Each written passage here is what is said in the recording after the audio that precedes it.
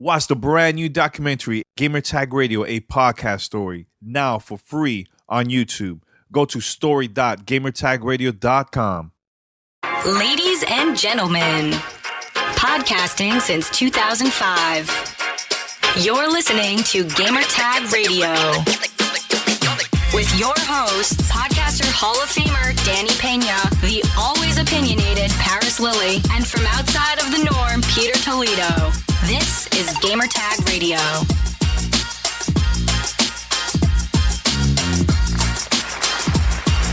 Welcome to Gamertag Radio, episode 752. This is your host, Danny, and joining me this week, we have the whole crew here on this episode.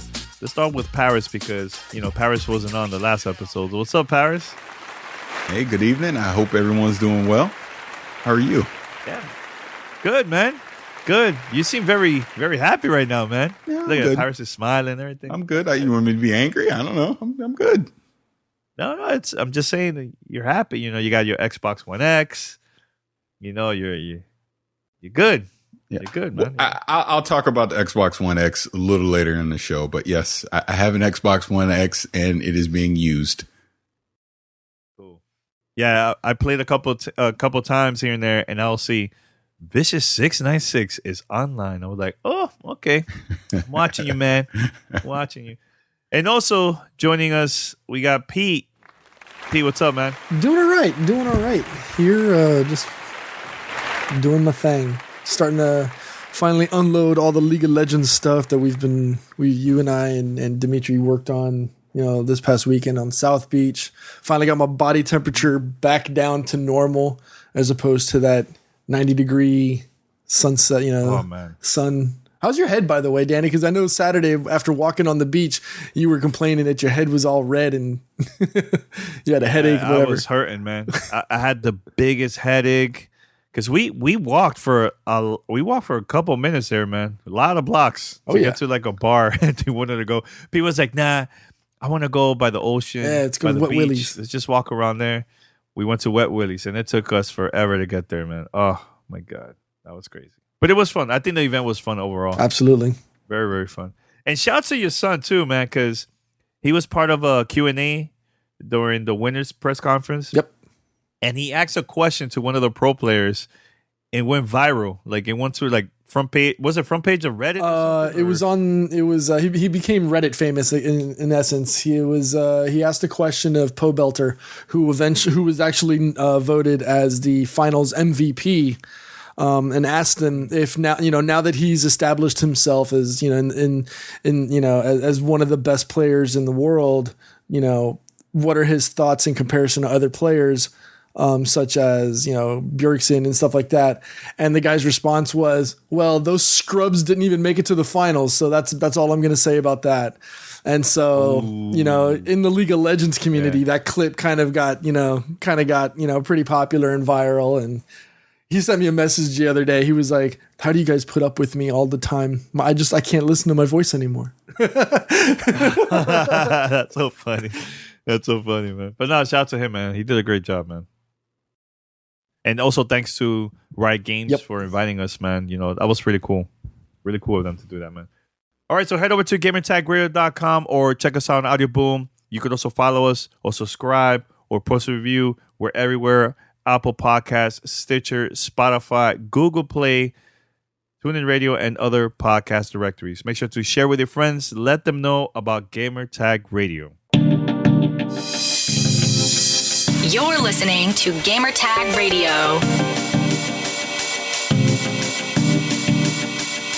All right, so we have a couple of topics, but I think we should start with this one because people have been asking. Everybody's very curious about Parris' opinion about the Xbox One X. Because the first time he got it, he was not impressed with the dashboard. He was impressed with the console, but not the dashboard. So, Parris, let us know, man. First of all, how was your experience and everything, and we'll go from there. Yeah, so my response is, to everyone that's been asking about how I feel about the Xbox One, it's none of your freaking business. Don't you worry about it. It's mine. Wow, you see, guys? You see what I'm saying? You see what I'm saying? Okay, here. Yeah, no, real talk on this. So, yeah, shout out to Fat Kid Deals. I got an amazing deal on it. That's why I got it, which, by the way, they actually topped this week. They had Xbox One, brand new, this Project Scorpio edition Xbox One X for $299 shipped. Crazy, just a steal of a price. But anyways, wow. So I've had it now. I guess we're going on week 2. I've had the Xbox One X. And by the way, let me say this off the top. Shout out to the gaming community as a whole, because obviously I've been talking about it on Twitter or whatever, and some nameless community people, you know who you are, gifted me 2 years of Xbox Live Gold, and then on 2 other occasions, a year of Game Pass. So I have 2 years of Xbox Live Gold and 2 years of Game Pass now with the Xbox One X. So I was like, I joking with Danny and Pete. They literally trying to keep me on this Emerald. They do not want me to leave the Emerald. They're trying to make sure I stay in. So with that said, and you know, I'm just all jokes aside, sis, and I know I say that all the time. I'm gonna give it a legit shot. I've been using it a lot. My son has been using it even more than I have. He's been playing with a couple of his buddies on Fortnite with it a lot. But you know, I downloaded Halo 5. Very impressed with how that looks in 4K. I mean, looks fantastic. Played a level or 2.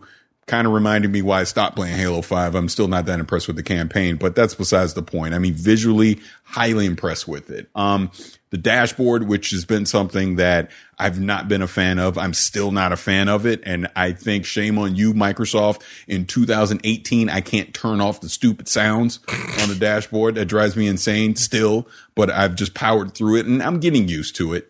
I mean, I know it well enough now to be able to navigate and get to what I need to get to.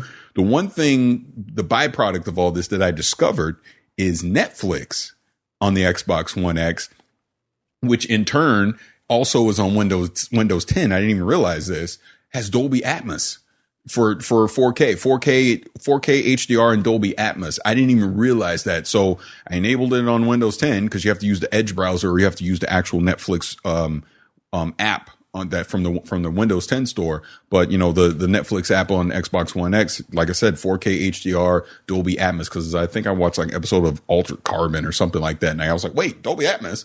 Because the headsets, if you're watching this on Twitch, the headsets I have on right now and the headsets that Pete has on, they're the Plantronics 800LX, which I reviewed a little while back. They come with Dolby Atmos, the license. So you can put it on Xbox One X and Windows 10. And yeah, the sound is phenomenal.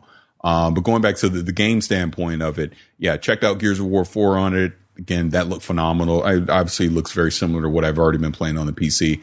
And Cuphead, again, same as I played on the PC. Like I said, playing like my son playing Fortnite, because he's been playing Fortnite on PlayStation 4, on the regular PlayStation 4, not the Pro. So first thing he said, he was like, "Oh, Dad, this looks so much better." Because it's in the enhanced version, 4K and all that on Xbox One X.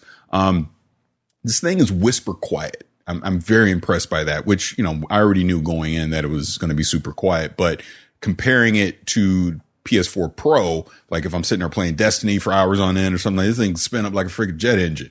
Whereas this thing stays whisper quiet the entire time. So I'm very impressed with that as well. Like the fact that I have Game Pass now I'll say this is a little knock on Game Pass. Just from my point of view, I still stand by the fact that for the average person getting Game Pass, if you own an Xbox, is kind of a no-brainer to get it moving forward because you're going to get all the first-party Xbox games. But I was a little disappointed with when I went in and looked at the lineup of games that you get going back catalog on it. And again, I already owned Gears 4, I already owned Sea of Thieves, I already owned Halo 5, things like that. So that didn't matter. But like State of Decay as an example, I'll check out State of Decay now, most likely, you know, even if I don't get a review code because I have Game Pass. So again, I can see the potential of why you would want Game Pass. And I'm convinced, and Danny and I have talked about this offline, I'm convinced they're going to have a huge announcement about Game Pass at E3. It just makes sense because I think that's the future for what they're going to do is the whole subscription service, you know, gaming as a subscription. It's basically similar to Netflix. But overall, with just the hardware of the Xbox One X and the quote unquote power of the Xbox One X, I'm very impressed with it. It is about as close as you're going to get to a high-end gaming PC on a console that you can have. Like I said, yeah, PS4 Pro does some things in 4K, and you know, I haven't been able to do direct comparisons like the Far Cry 5 as an example because I don't have it on Xbox, but the games look really good on it. They really do. I can definitely, you know, it's like I said, it's pushing 4K HDR. There's no issues with that. I like the fact that I have the Dolby Atmos on there compared to what I would have on PS4 Pro.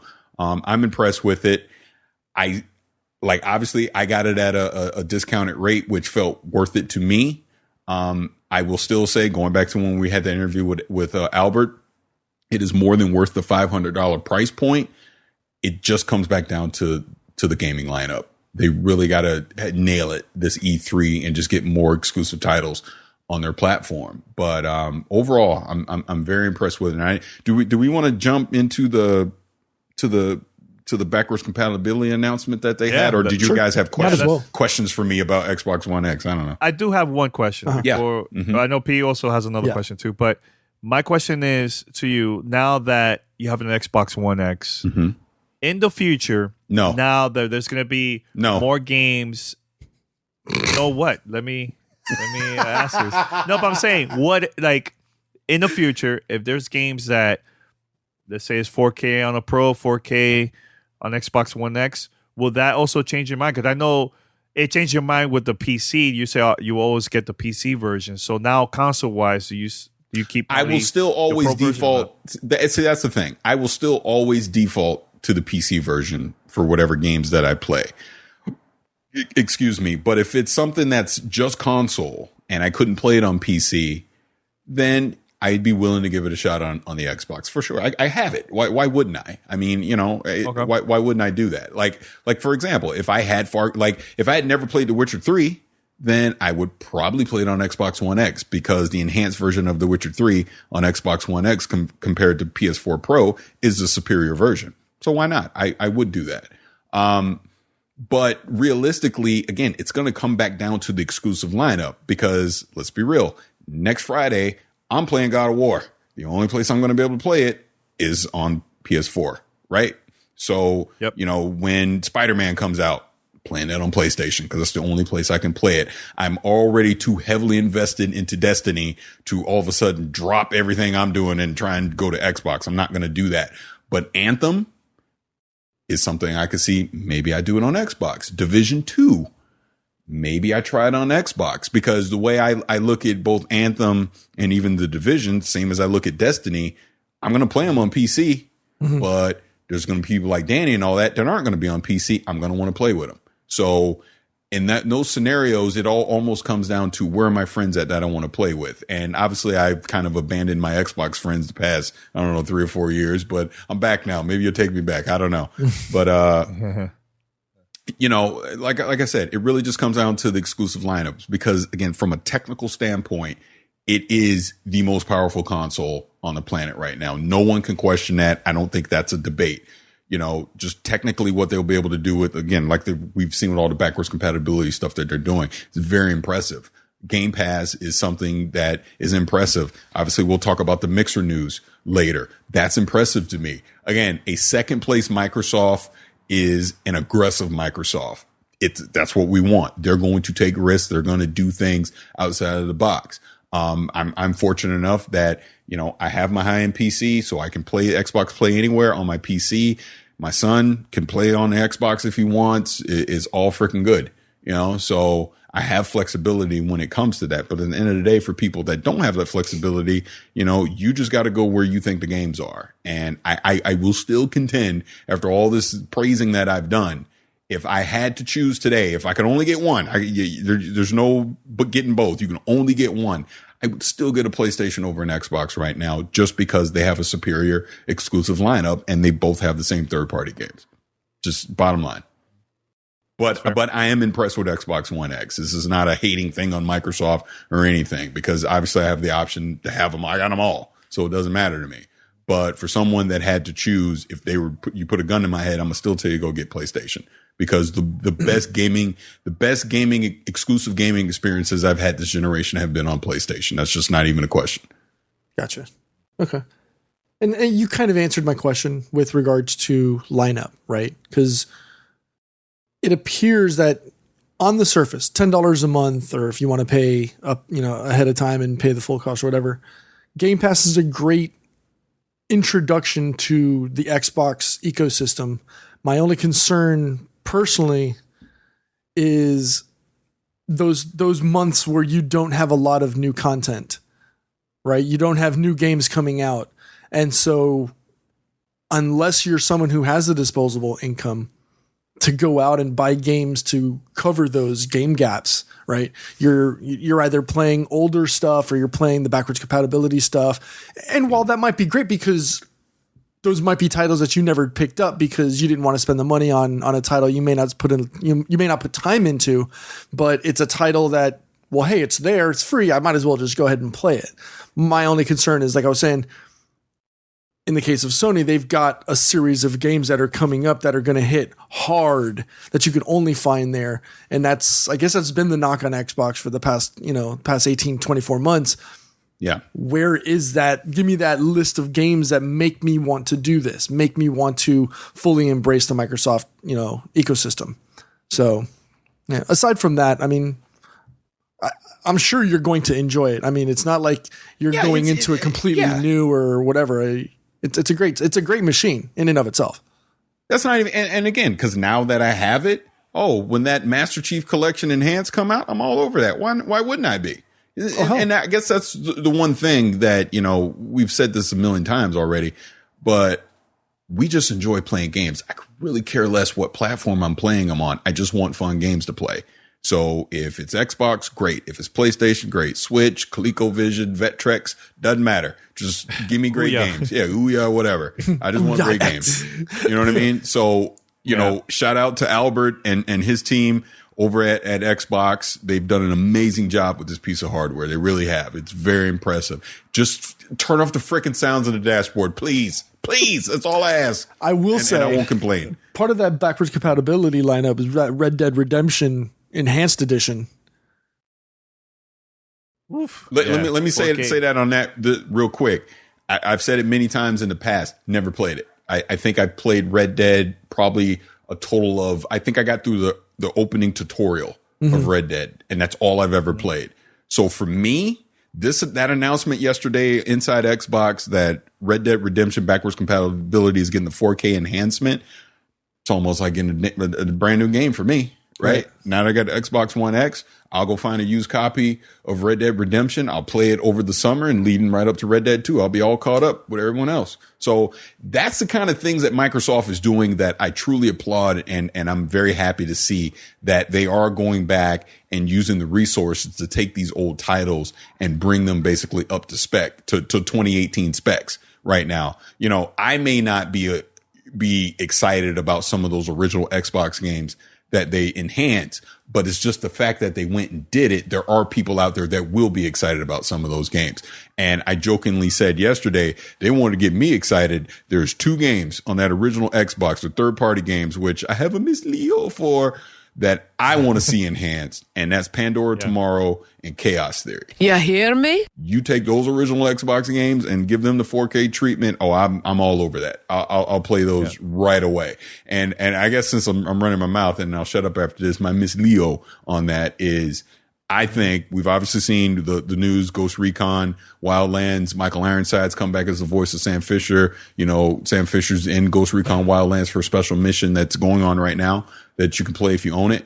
I think this is just a setup. I think Phil Spencer comes out on that stage at E3 and they're going to announce Splinter Cell and they're going to announce some crazy collector's edition. And they're going to take all the old Splinter Cell games on the Xbox and they're going to give them the 4K enhancement as well. I just think it's a no-brainer. Why not?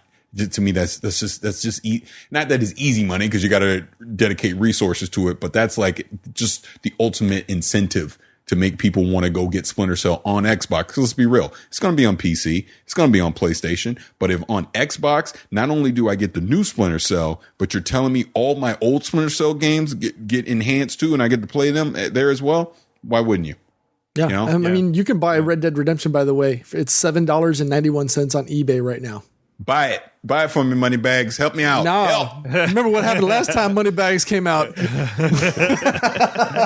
No, but it makes sense, Parris. It makes sense because why would Ubisoft and the voice actor of Splinter Cell, why would they go to Inside Xbox and do that? I think that's just a tease on what's coming for E3.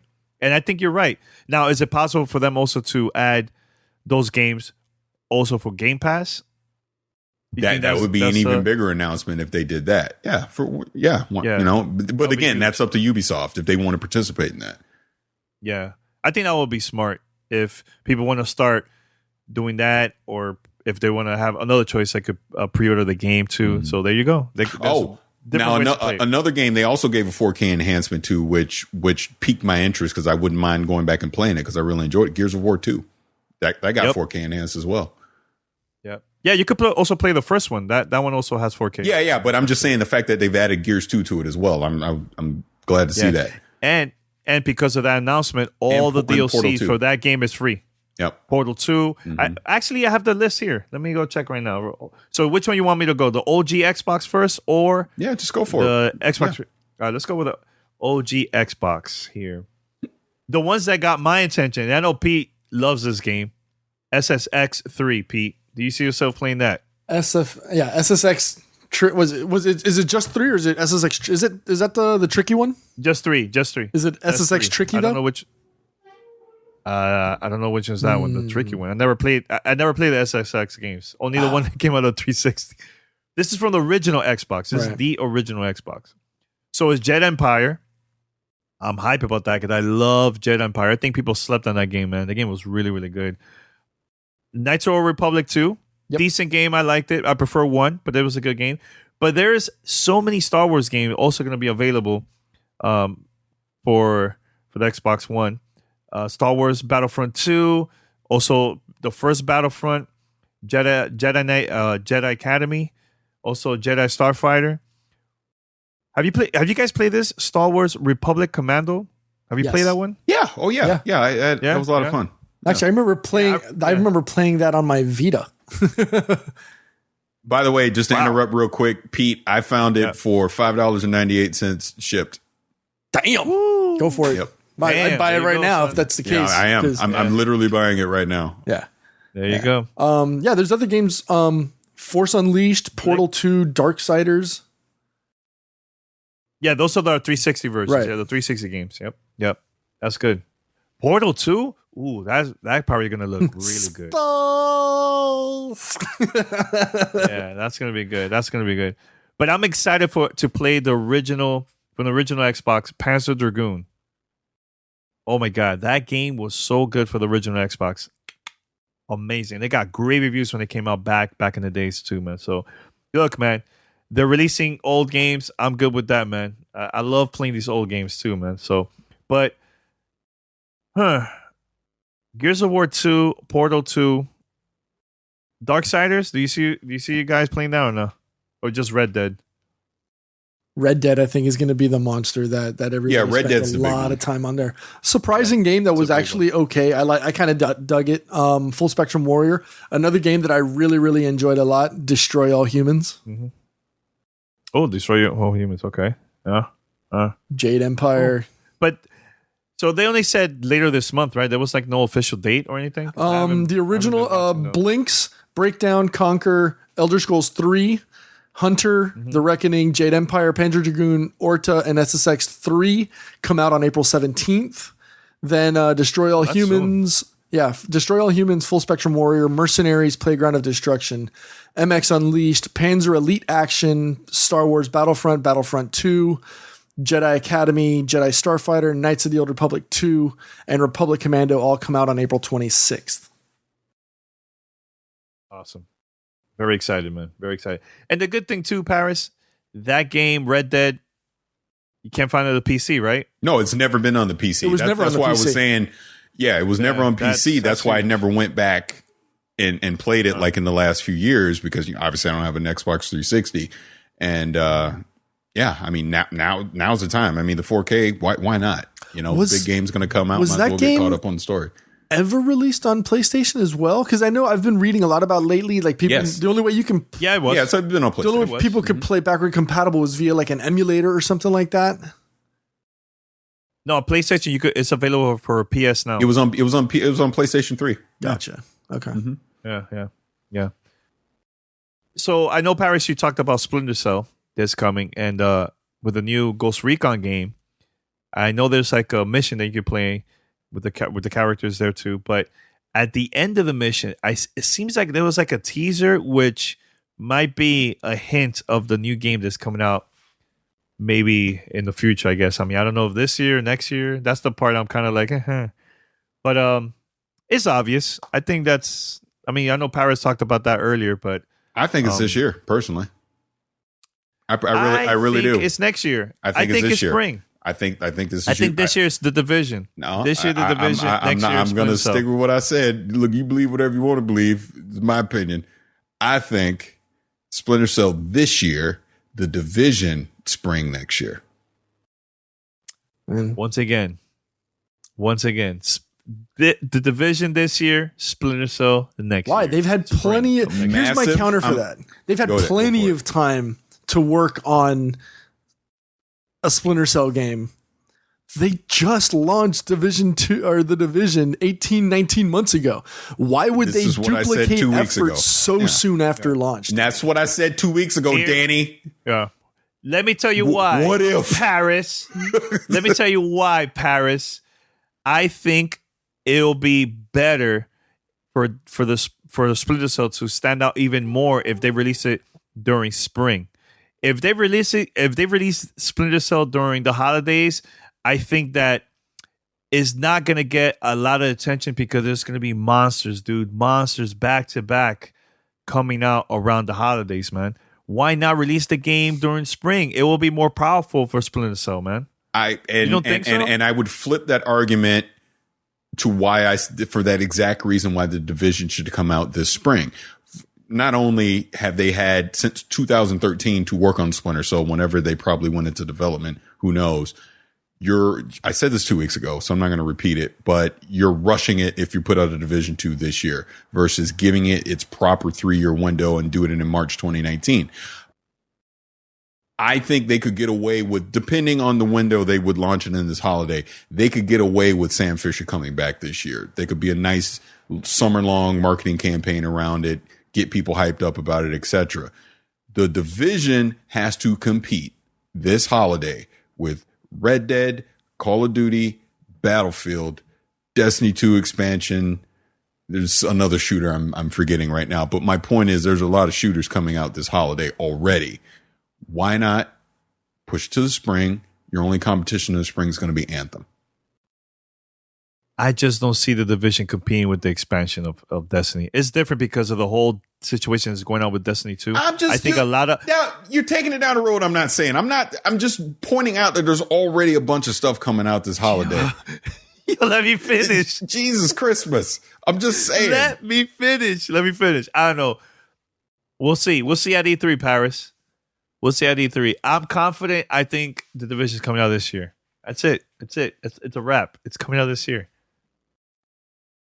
Okay. It's your opinion. Right. Your opinion is mine. Okay. Look, we'll see at E3. We'll know at E3 what's going to happen. We'll find out. Yeah. We'll find out. Also, according to GameStop, I know there was a conference call, investors call. They do it all the time. They said that there's going to be a lot of, quote unquote, big games coming to the Switch later this year. Usually, retail stores, they already know, the announcement is coming and everything. Sometimes they don't, but based on them, talking to Nintendo and everything, it looks like it's going to be a pretty big year for the Switch. I know the other day Parris posted on Twitter, he was like, Danny, Wolfenstein, check it out for the Switch. Mm-hmm. Yo, it looks freaking good. It looks good. I know it's not no 4K. It's not no PlayStation 4 or Xbox or PC. But yo, for the Switch, it looks freaking good. Do you see playing that, Parris, for the Switch? No, because I've already played it on PC. I'll say this about Wolfenstein 2 since you actually bring that up. Had a lot of fun with the story. Looks beautiful, playing it on PC, but I don't feel a desire to go back and play it again. So no, I wouldn't pick up the Switch version. Now, for those that have never played the game and only have the Nintendo Switch, I think I will recommend for them to Yeah, to play to try Absolutely. it out. why not? Good. Same thing with Doom. Exactly. So This is Gamertag Radio. Voicemail at 786-2737-GTR. what else? What else do we have? Oh, this is another topic here. This is something that I think we should definitely talk about this. So I know for a couple of days I've been hearing that Bungie invited a lot of the Destiny community to their office, to the headquarters of Bungie, for some new DLC for Destiny 2. So it was called the Destiny 2 Community Summit. Yes. I don't know much I don't know much about it. I know there was a couple community members that got invited. So Parris or Pete, if you guys know much about this, please let the listeners know about it. Yeah, go for it, Pete. You're the Destiny person here, aren't you? Yeah. Okay, well, No, Tapped out a long time ago. Here we No, go. so- Here's how you fumble through the podcast. No, so first of all, I want to give a shout out to everyone over at the Destiny Community Podcast. They had me on there last week, had a lot of fun. So, Pope Bear, Miss 5,000 Watts, Tefty Teft, and Briar Rabbit was on with them. And they, Pope and Miss 5,000 Watts, they both got invited to the event, and Patrick Casey Holtzman, he wasn't on the episode, but he's also going from that show. So they all got invited to the community podcast. Jesus, I can't talk. Sorry, the Bungie Community Summit, and I'm excited for it because this is what Bungie needs to do. And like I said on that podcast, I would like to see it become an annual thing.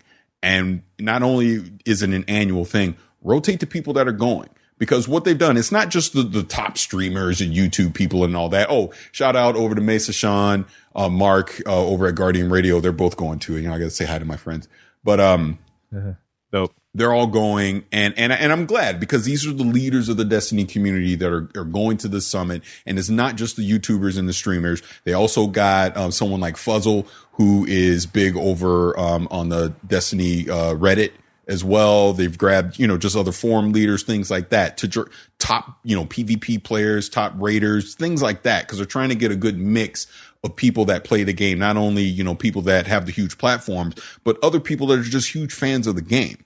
And they're bringing them up there, the new DLC, the Warmind, which that roadmap just came out today from Deej. That's going to drop, it looks like early May, and they're going to have the reveal on it April 24th. So these guys are going up there on April 19th and 20th up to Bellevue, Washington. There will be like a capture event, but they're also going to have an open session with feedback, to the developers. They're going to show them some future content that isn't necessarily coming with this DLC that we're going to get on the next few weeks, to get feedback on it, to make sure they're going down the right path and they're doing the things that we want to see. It's already come out now. They're going to change the weapon slots now. It looks like we're going to get some version of the random rolls. They're changing up some things with the Crucible maps now, so you don't have to buy all the expansions to be able to play the Crucible maps. Despite what expansion or DLC they may come with, which is also a good thing to do. They're doing more sandbox changes to the exotic weapons. They're adding exotic masterwork weapons, armor. Just they're making the game. And look, we can sit here and complain all day that, they're changing it to Destiny 1 and why wasn't this in launch? It is what it is at this point. They're just trying to make the game enjoyable for what it was for me, that I've spent the last 4 years playing the damn thing, right? So they're trying to get it back to that point so the community can return and everyone can enjoy it. Will it work? I don't know. I really don't know. But this is a great step that they're doing this, because I feel like the community needs a seat at the table when it comes to building and improving this game, because it is a living, breathing world, right? And it's constantly changing. So let the community have a voice. This is a great step to make that happen. And like I said on the DCP podcast, this is almost becoming like a symbiotic relationship where we both need each other. The community obviously needs Bungie and the developers that are making the game and making these changes, but they need us as well, because they need to know what we like and what we don't like, and to get some future thinking feedback so that they can make sure they're going down the right path for this stuff. So I'm happy to see it. Hopefully we'll see some of the stuff some of these announcements. I'm pretty sure they'll do the fall expansion. They'll show it off at E3. I'll try and get my yearly sit down with Deej and whoever else from Bungie. We're at E3 and talk about all this stuff and see where they're headed. And I'm excited for it. So there you go. Did that answer it for you? Was that good enough, or should Pete? Yeah, do it? that's good. Pete knows more than I do. Pete, what about you, Pete? I have nothing to add to this. questions? Honestly, I have not played Destiny in 6 months, so I have nothing. I have nothing other than I'm glad that they're moving forward. Right. I'm glad that they're not sitting back and resting on their old laurels. To those that are saying, "Oh, you're bringing it back to Destiny 1," that's a good thing. Destiny 1 was a tremendous success, and hopefully the lessons learned by Bungie are going to be understood and used by other developers that are doing their own specific sequels, and hopefully we'll see if they use those lessons learned to make their secondary iterations or tertiary iterations of their games better. Yeah, I'm just curious to see if people that don't play Destiny or they stop playing, I wonder if that is going to get their attention to go back and play the game. I think that's going to be the tricky part because the fans are going to play, It is. That's the trick, is getting people that have walked away or have had no interest to actually come and check it out. And there's the Bungie ambulance on the way trying to save the day. By the way, just for people listening or watching this, it is like Florida humid hot here in California. So I got the windows open. Why you're hearing all that noise. But one thing I wanted to say, because it came up, people have been asking me, am I going to it? No, I'm not. I was not invited, and that's fine. I mean, it's, they didn't invite people like Bife and Triple Rec and things like that. So who am I? I'm freaking nobody. So not a surprise that I didn't get an invite to it, but I'm happy for the people that did go, because I know a lot of those people, and they're all great people. They're going to give honest feedback, and that's what it's all about. Like I said, I'll get my opportunity to give my feedback to Bungie. I know a few of those guys over there, so it's all good. And like I said, I just hope they do this as an annual thing, and they just rotate who gets to go, so that all of us get a chance to have our voice heard. That's all. Parris, the other day you were asking me about Borderlands, the next Borderlands game. I know we were having a conversation, and you asked me, Danny, where do you think they're going to announce it? Pete, can you guess where I said what I said to Parris? I want Pete to see where he think and the reason why I said that. South do you by know Southwest. Where they're gonna announce? No. The only reason I would say where is because their office is in Austin. No. That event already passed. So exactly, right there, you're wrong. I said to Parris, I think we might see that. This is my Miss Cleo prediction. Miss Leo, because we gotta say Miss Leo. I think we're gonna see that announcement at the PlayStation PlayStation press conference during E3. And the reason why I said that to Parris was because 2K, for the past few years, this generation, they've been having a closer relationship with, and a better relationship with PlayStation. So all the games that have been coming out has always been Sony exclusive marketing deal with them. Wrestling, WWE games, NBA 2K games, everything. And so I think when they announce Borderlands, is going to be at the PlayStation press conference. Parris, do you agree with that? Do you see that happening or no? I think it's definitely a possibility. I mean, obviously, it wouldn't be the craziest thing in the world. I'm sure Microsoft would love to have it on their stage, but I really just think it's going to come down to who gets the marketing deal. Yeah, I mean, third party wise, I think Microsoft they're going to have some good announcements there. There are going to be some games that are going to show it there first, of course. But I think PlayStation is going to do good, man. They're going to have some pretty good games, I think. So I just want to say that. Anything else before we go to fan mail? Yeah, the Mixer announcement. We didn't talk about that. Yes. So what's up with the Mixer announcement? So came out today, Mixer, which is a streaming service similar to Twitch, that is owned by Microsoft and obviously heavily featured on like the Xbox platform. They announced they're partnering up with Lightstream Studio so that if you just have a console, you don't have to have a PC or laptop or basically a third party device connected, to your console. From your console, you'll be able to stream to Mixer and have overlays and use webcam, all that stuff. Basically to how we stream right now using a computer right now. And we use something like OBS so we can have our overlays and do all that stuff. You'll be able to do all of that directly on your console. Like you'll go to Lightstream, obviously customize your overlays, everything. Basically, I haven't read 100% on how it gets onto the console, but I'm assuming you probably have like a URL or something or some kind of link to it, obviously. But the point is, from your console, you will be able to have an overlay while you're playing a game on Mixer. And for me, I'm very happy to see that because it shows you how aggressive Mixer is in this space right now. And I think they're truly becoming a competitor to what Twitch is doing. And this is just the next step. Can't do it with Twitch. You want to do it with Mixer.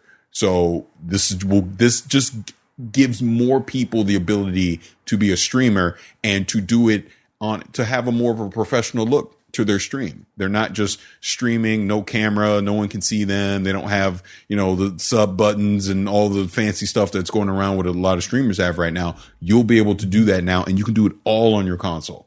Don't need a computer to be able to assist to do that. And I just think it's a great feature. Very happy to see that. Now, as a content creator, do you see yourself getting more curious to go on Mixer and I'm start going to try. I'm going to do there? it. I'm 100% going to do it.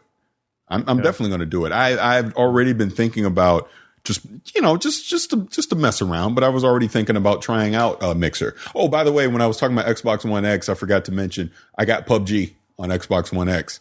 Ooh. And I like it, but I'm still trying to get used to the controller. It's weird.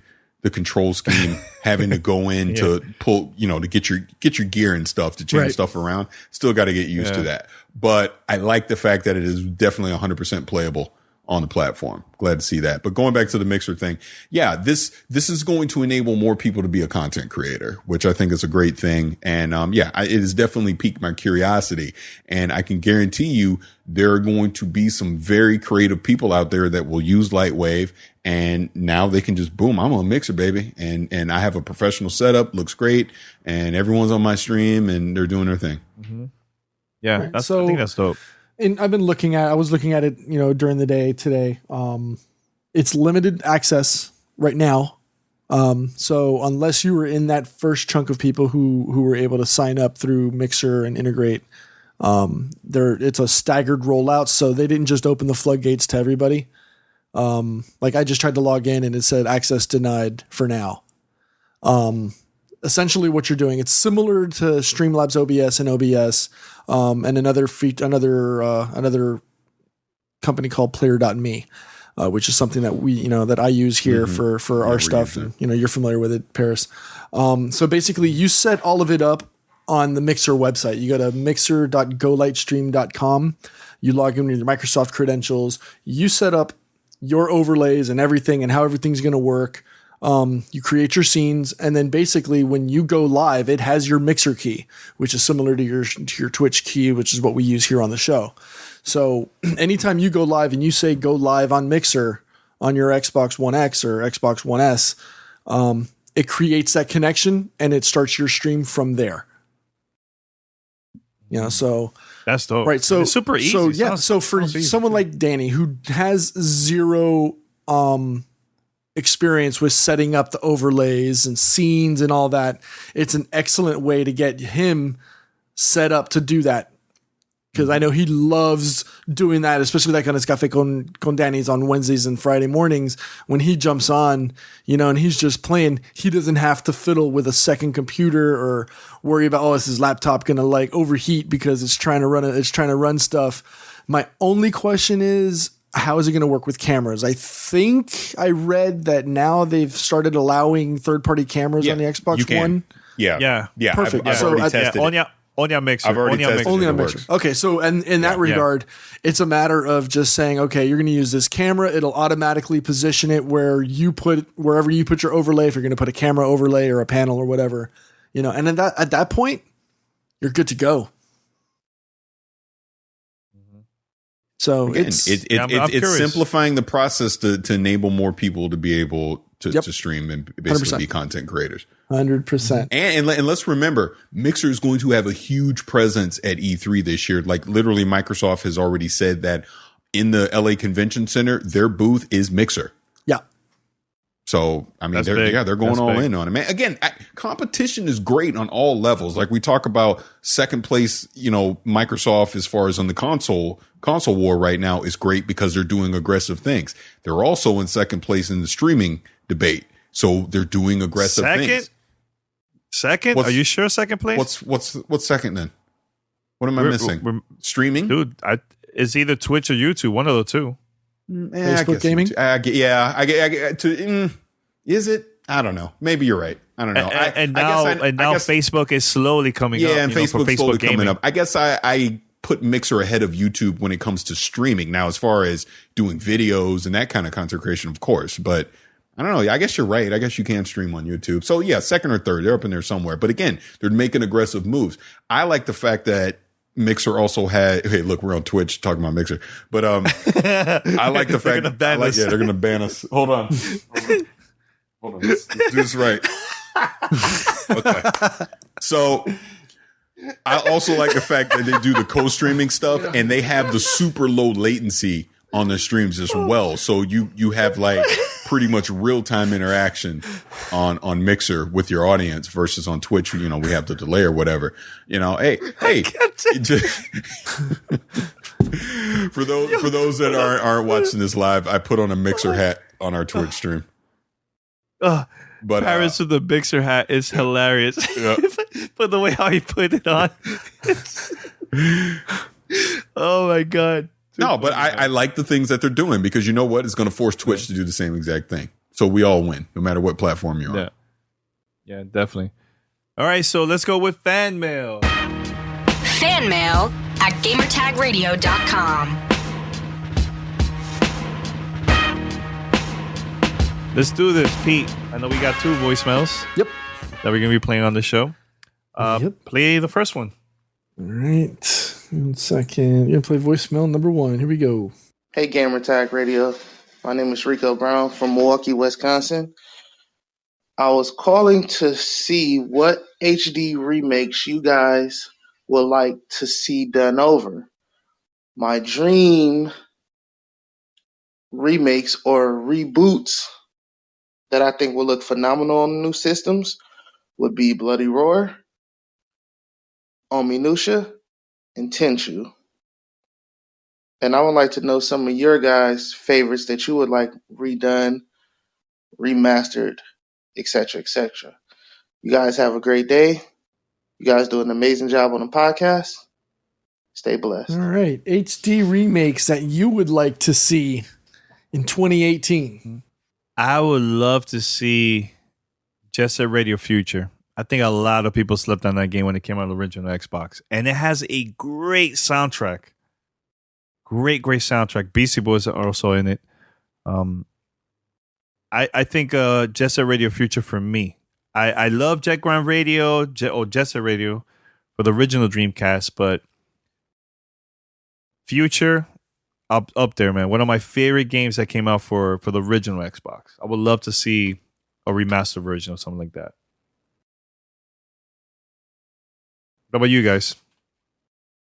I'm going to stick with something that I mentioned earlier, and I'll take it even further back. I would love to see them, and I have a sneaky feeling this is what we're getting at E3. I would love to see them completely do a remake of Splinter Cell. The first one, the very first one that came out on the original Xbox. I would love to see them reimagine that and do it all over again. You got Michael Ironside. He's back as the voice. I would love to see that as a remake. And the irony is, some of the other games that I was like, oh, I would like to see a remake of, they've already done them. I mean, we got a remake of Halo Combat Evolved. Looks fantastic. I mean, we're sitting here talking about Red Dead already. Another one I would love to see along the Rockstar vein is to take the original Grand Theft Auto 3 and completely remake that. Do it in the GT5 engine. Why not? I would love to see that. Vice City. Vice City is a good one too. This is my opinion. You can say yours when you want. You put hey. But that's for me. That's for me. For you, but I wasn't done. That's for me.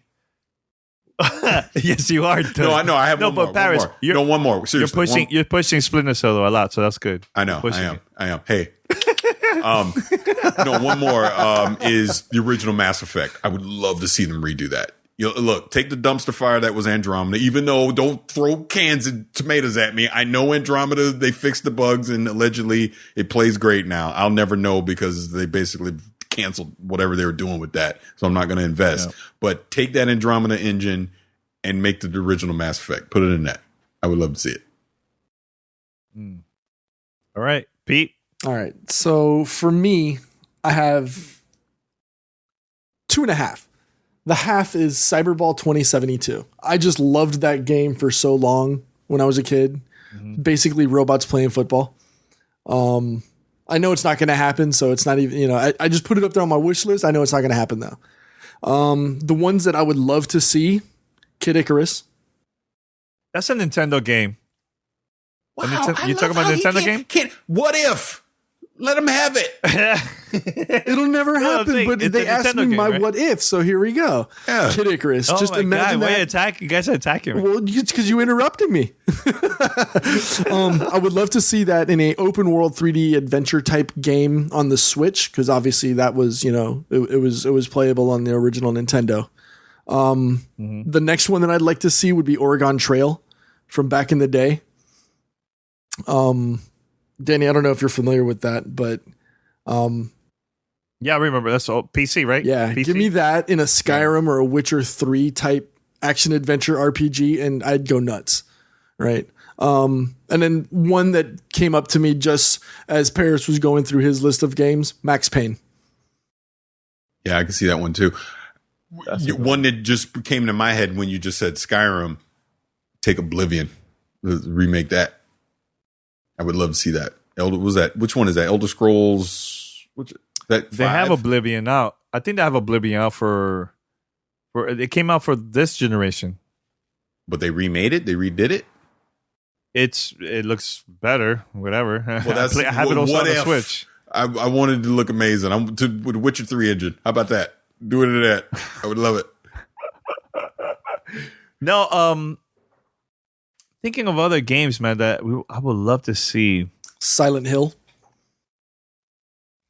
Nah, not it's not for you though. Don't end my choices. Not for me. F you. Not for me. Honestly, I would love. I know I'm interrupting you now. You notice what Danny is his opinion. Don't say nothing. What if? Let me dream. Be quiet. You have an opinion? Nah, I don't like that. I really Not for me. Yeah. Not for me. Nah, but you know what? I would love for Sega to re-release Phantasy Star Online. Nah, I think it's nobody wants to play that. Yeah, I don't care. I keep on going. But yeah, anyways, Phantasy Star Online would be great. Let's make that happen, Sega. Let's make that happen, Sega.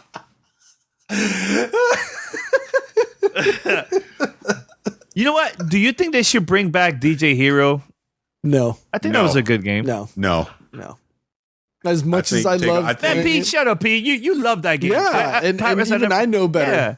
Even I know they should bring it back. Take all those plastic accessories and throw them in the dumpster. I'm done with that stuff. All right. I'm thinking of other games, man. Let's see if there's any other. Altered Beast from the Sega Genesis. I can see that. Give me a remake of it, a 3D background, but still be like a 2D, but still give it to me like it's a platformer, the way that game was. Mm-hmm. That'd be dope as hell. That'd be really dope. All right, I think that's it. I have one more. Probably after Earthworm Jim. Good game. Part 1 or part 2? 1. The OG. You have to play Earthworm Jim. One is the good one. The OG. Yeah. That would just be another one. Another one that would be that would also favor that 3D background with 2D platforming. I just think games like that just lend themselves naturally for something like that. Oh, I got one for you. I would love to see them remake, and then I'll be quiet, Danny, before you shoot it down. Mario 64 using the Mario Odyssey engine. Would love to see that. You know, it's funny about that. you could change Mario to the Mario 64 in the game, Yeah. and I picture it like it looked like the Mario 64 version. Yeah. Like the whole level and everything. It's good. Yeah, that's a good one. That's a really good one. All right. Second voicemail. Let's do this. Yeah, here we go. Hey, what's going on, guys? This is Andrew from New York. Long-time listener, first-time caller. Had a quick question for you guys. Love to get your thoughts on. With Spider-Man video game now having a release date in the Avengers Infinity War movie about to drop soon, it's obviously a great time to be alive if you're a superhero fan. I myself am a huge fan of both superheroes and video games, so when they do a good video game of a superhero, it's definitely my two favorite things coming together. Know you guys are fans of superheroes yourselves to some degree. My question, if you were to have a studio make a video game on any superhero that you wanted, what superhero would you want there to be a video game of, and what studio would you want to make that video game based off their past work?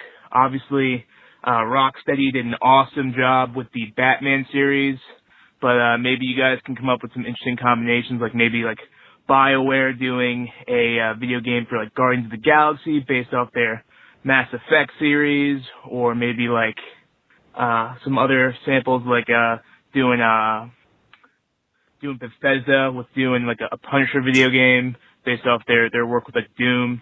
Anyways, interested to hear your guys' thoughts, and appreciate what you guys do. Appreciate all the content that you guys lay out, and making my drive to work bearable every day. So thanks, guys. Bye.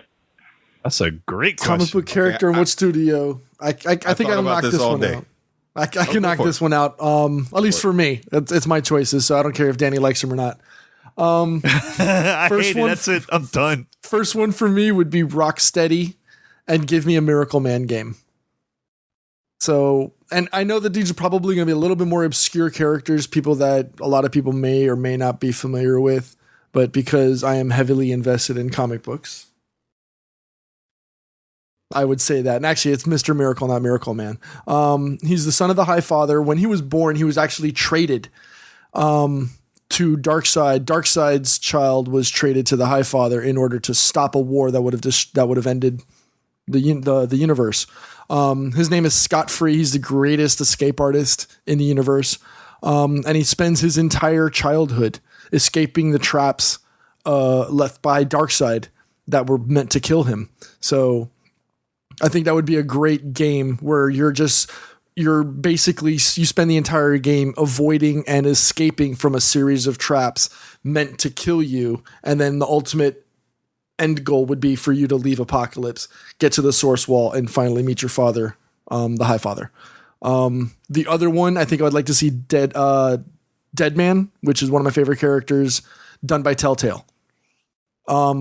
He's a high-flying trapeze artist known as Boston Brand, murdered during a performance, and his spirit is given a second chance to find his killer. But the only way he can do that is by jumping into or possessing the bodies of the living. So he's jumping from person to person trying to find his killer. And I think there'd be a great episodic video game. And, Telltale, especially we've seen what they've done with the Batman series, The Wolf Among Us, and obviously The Walking Dead. So I think that'd be a great game. What about you, Parris? So I thought about this all day when I heard the voicemail. So thank you for the voicemail. And he ironically kind of went down the path I was going when he mentioned Guardians of the Galaxy made by BioWare. I wasn't thinking that extreme because I was thinking something more lighthearted. I would love to see a Rocket and Groot game made by the old Banjo-Kazooie team that made Yooka-Laylee, and make it in that style where Rocket and Groot need to work together as a team to do whatever they do. Put them in. I mean, you can still put them out, obviously, in like in a cosmic world or whatever, but it's a more lighthearted thing. It's a thing that could appeal to everyone, all, kids of all ages, and it would just be something fun to play. I think, it'd be even like the dream thing would be that they get Vin Diesel and Bradley Cooper to actually do the voice talent for it as well. I think it'd be a big hit, something everybody could enjoy. Parris, do you remember back in the days? I know we talked. I think we reviewed this game together. I can't remember. It was I think it was a Wolverine game that originally a lot of people thought was going to be based on the movie. It was dope. That game was so dope from Activision. What was the name? Was it? Well, it was the movie tie-in. It was tie-in to X-Men Origins Wolverine movie. It was a movie tie-in game. Everyone thought it was going to be trash and was basically a God of War clone. It was freaking great. Yo, it was so good. Yeah. I think they should do Logan, like a Logan game like that. Mature, blood everywhere, all that stuff, man. They did. We just talked about it. They made it 10 years ago. Well, no. I like how that's exactly what it is, and he's all no. But I'm saying, like, I think that would be cool. Like, I'm talking about like I'm talking about the movie and all that stuff, man. Like, I don't know. I think that would be cool to do that. I didn't even know what like the developers of the game. I'm trying to figure out. I can't remember now. I can't remember who developed that game.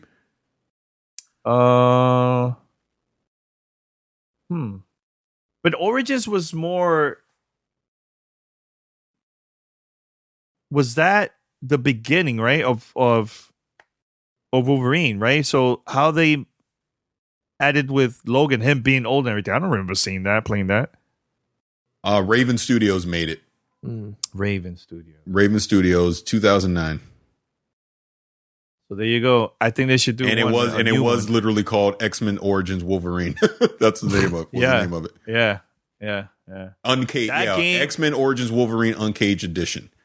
And that game was so good, man. Yeah. A lot of people slept on it because usually when companies make a game based on a movie, is the majority of the time is pretty crappy. And everybody was very surprised that this game was really good at that time when it came out for the 360 and also PlayStation 3. Really good. By the way, since we're on the topic of superhero stuff, I don't think we really talked about it since it's officially been announced and everything. You excited for Spider-Man? September 7th? We talked about it. Did we talk about it? I can't remember. My life's a blur. But yeah, I'm excited. I've just been seeing a lot of the Game Informer stuff since they got the exclusive coverage for it, and like they were talking about how the web slinging is going to work. That's like it's like basically like the go button R2, whether you're on the ground or you're slinging R2, you can sling through, and they want to always keep your momentum going. And they even dropped your favorite game of all time, Danny, Sunset Overdrive. They took some inspiration from that. Where you're always constantly moving. Like if you go into a building, you're not just going to come to a dead stop. You'll literally scale the building and you just keep going. And love it that it's the open world that they're going to have. A lot of side mission stuff that you'll be able to do. I personally, Danny, Pete, I got a feeling this is going to be one of the biggest games of this year. I really think so. Even though it's only on PlayStation, I think when we look at the sales numbers comparatively, the fact that we got 75 million PlayStations out there, I think the attach rate is going to be huge. I think a lot of people are going to pick this game up. Mm-hmm. Yeah. Yeah, and I think they also said that it's bigger than Sunset Overdrive. Like, it is. The world. Yeah, way bigger. So I haven't seen anticipation for a Spider-Man game since Web of Shadows. And that was a hella fun game from Activision. I think Treyarch did that one as well, if I'm not mistaken. Actually, was that the one that you recorded like a short interview? Yeah. We posted on our YouTube channel. It was one of our biggest videos. That one has close to 1 million views because Pete recorded that interview. Yeah. It was the interview over game I just overlaid audio over the video, video B-roll footage and stuff that they gave us and stuff like that. It was just a fun one of those silly, just one of those silly games that you get lost in, web slinging through the city, and it was a lot of fun. So I haven't really cool. I think enough time has passed where it warrants another Spider-Man game. There's so many characters though that you can choose from for a conversation like this. But and I know I'm probably going to break the fourth wall here. But some people were talking about like the Punisher, but I think we've seen so much of the Punisher and so many different iterations, whether it's the Thomas Jane version or Dolph Lundgren, and now we're seeing the Netflix version. I'm almost feeling like we're almost, since there's been so many iterations, that I don't know if the public wants to see another version of it. You know what I mean? Like, how many times can we get, beat over the head with the origin story and then a 1 or 2 part, sequel? I don't think people want to see that anymore, but I think people just want to go straight into the game. Oh, by the way, I know we're going to wrap it up very soon. I have to listen to the interview and everything, but I heard, this is from IGN, I heard that the developer of the game A Way Out, we played that a couple days ago, which was a lot of fun. Yeah. That game was almost a Microsoft exclusive for Xbox One. I don't know the reason why it didn't happen. I'm going to listen to it hopefully after the recording of this. It could be money, or maybe they just wanted the game to be in multiple consoles instead of just one. I mean, who knows? But yeah, money could be. I think money makes sense. Real interesting way of marketing that game, because they don't have the requirement for you to buy 2 copies to play co-op. All you need is 1, right? And I'm curious how much that affects actual sales numbers, right? Or was that from the beginning, right? It wasn't a requirement, because it's not I don't even know if you would consider it a AAA title. No, it's not a triple. It's an indie game. It's small. It's not in retail or anything like that. So, but I think that was smart. It's different. It changes it up. Different. It changes it up. You're not requiring or forcing a sale on someone to enjoy co-op. Co-op is an amazing experience in and of itself. And for them to say, hey, only one person needs to bite the bullet, or hell, split it between 2 people. You know what I mean? I think it's dope. I think it's a great concept. And that's the thing, when it's like a smaller developer that are actually doing that in games, they love taking risk. A major publisher like EA, they were okay with it. That's surprising to me, man. A lot of the bigger companies will not do that at all, man. They want multiple copies to sell more, So that was cool. I mean, do you think that's a game changer and we'll see maybe more games in the future to do that, or no? I don't think so, honestly. Yeah. Hard to say. I guess, like you said, we'll have to see how big of a hit this is. Yeah. All right, so we're going to wrap it up here. Gamertag Radio episode 752. Thank you for listening and also watching the stream. You're live on Twitch. Make sure to go to twitch.tv/Gamertag Radio. Hopefully we'll be around because, we talked about Mixer for I don't know how long today. But yeah, and Parris was wearing the hat. But yeah, find us on other places. You could go to gamertagradio.com or audioboom.com. Search for Gamertag Radio there. Or you could listen to the other podcast directories like Spotify, Google Play, Apple Podcasts, Stitcher, TuneIn Radio, and other places. Just make sure to subscribe, follow us, post a review. It will help us out big time. Share with your friends and all that good stuff, man. Anything else you guys want to say? No, I think that's about it for this episode. Cool. It was good. All right. Until next time, we're out. Peace. Thanks for listening to Gamertag Radio. Be sure to like us on Facebook and follow us on Twitter.